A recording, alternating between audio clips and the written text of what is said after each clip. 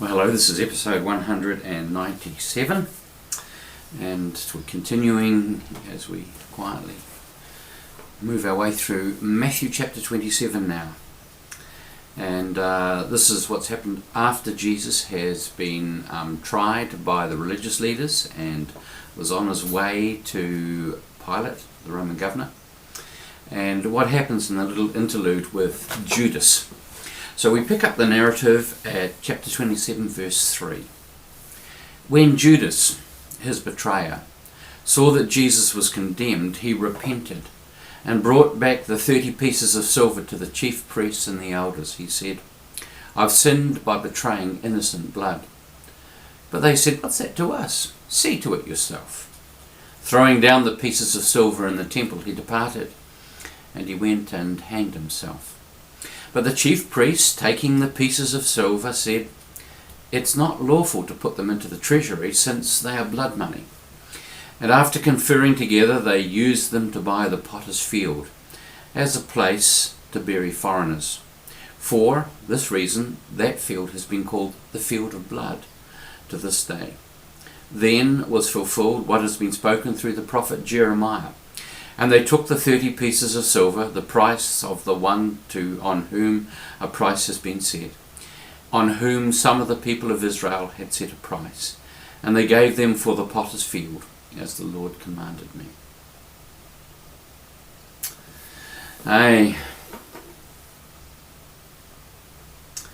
The tragedy of feeling that a mistake is so grievous that there's no way out, there's no way back.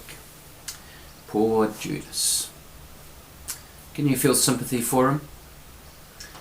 I guess that depends on one's understanding of or imaginings of what his motivation in betraying Jesus might have been. My personal conviction is that he never intended Jesus to be executed. Given his likely background as a committed Jewish nationalist, his primary goal would have been to drive from the country the Roman oppressors and to restore sovereignty to Israel. As I've said in previous episodes, his surname, Iscariot, indicates the likelihood that he was part of an ultra-nationalist group that were happy to use strategic assassinations to rid the people of those who didn't share their convictions. The Iscari are people who had a dagger carried in the folds of their garments so they could slip into crowds and stick people that weren't with the program. I don't imagine he was known to all by that name. It's more likely simply that he was known as Judas, the son of Simon. And if you look at John's Gospel, where it's listed that, there's always Simon Iscariot. So it's telling us something about Judas's father. It seems to have been that being part of the Iscari may have been a family business. And it's true, isn't it? We so often live either in conformity or reaction to our parents, just as we'll often vote the same way our parents did, at least for many years. We have the same kind of attitudes, the same kind of views, the same kind of prejudices and bigotries that our parents did, sometimes till late in life. And some of us never truly individuate. We never truly go our own way. We never truly actually ask ourselves, is this good, useful, true, proper? Is this the way that we really want to be? And some of us, because we found our parents problematic, just do the complete opposite, and we live in reaction. Yeah.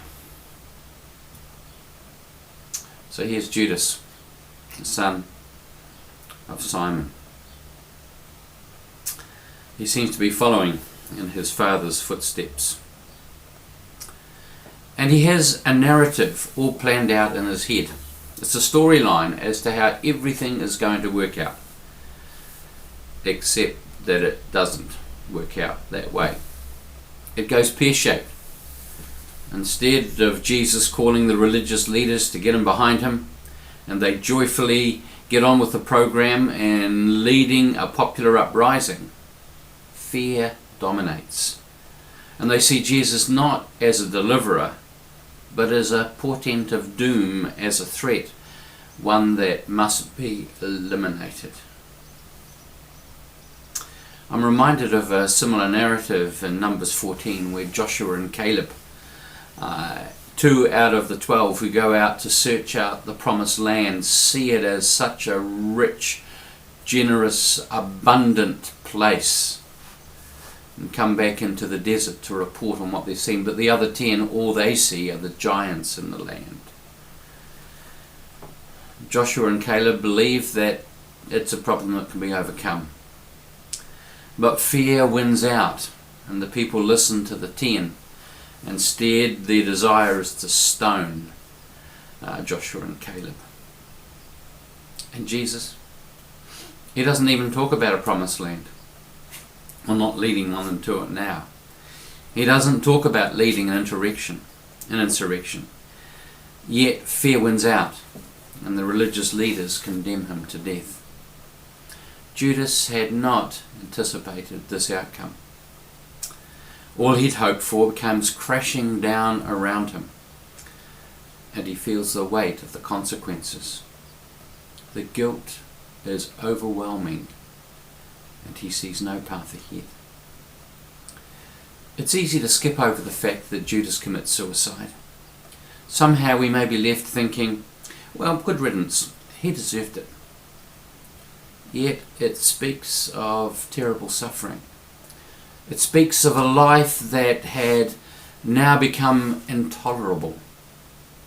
Judas is paying the price of his own hubris, his pride, his believing that he knew best, knew what it was that Jesus needed to do, and certain perhaps in what God was doing.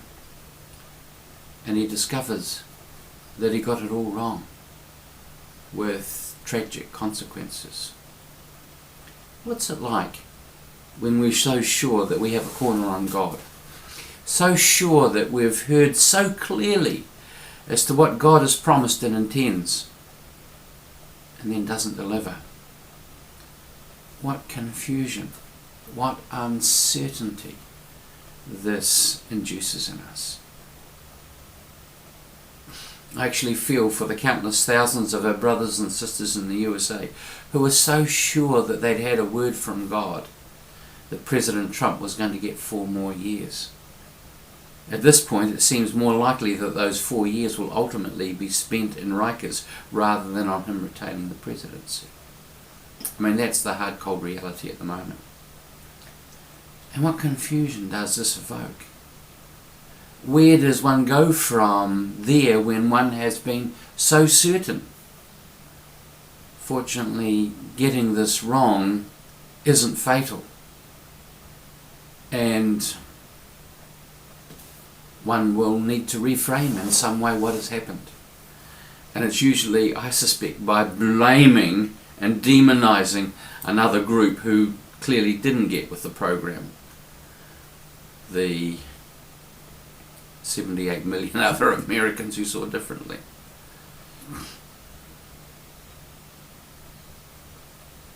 As I said, getting it wrong in that case isn't fatal. Except in Judas's case, it was. He can see that Jesus will die. It's his fault. There's not a thing he can do about it. He's too close to it to be able to see that there is something bigger going on here. He's merely a bit player. He doesn't see that it had to be this way. That fallen human nature wouldn't have allowed any other outcome. If it hadn't been him, it would have happened another way. The outcome ultimately would have been the same. Jesus was destined to die. Was it Judas's fault? Only partly.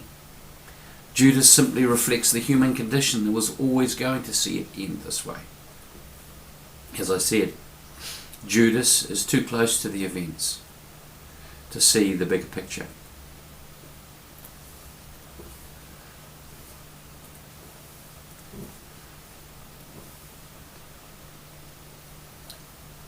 He only sees his own culpability, and he cannot live with that knowledge. How awful. How awful.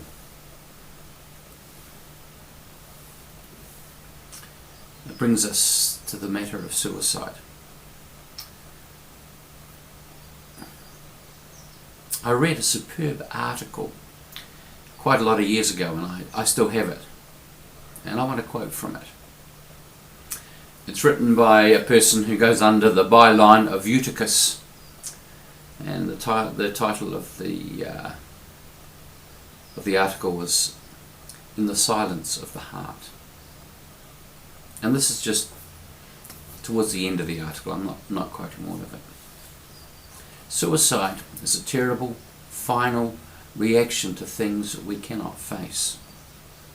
They may be of our own making, or they may be a hell created by others. The inner chaos may not have been there yesterday, and it might have disappeared by tomorrow. But there is no tomorrow, and there is no desire for tomorrow. There is a terminal inner loneliness in which energy, passion, and appetite are aborted and meaningless. Suicide is frightening and it's threatening. We reject the suicide because we ourselves feel so rejected, and we seek to devalue this act that cannot be denied or reversed.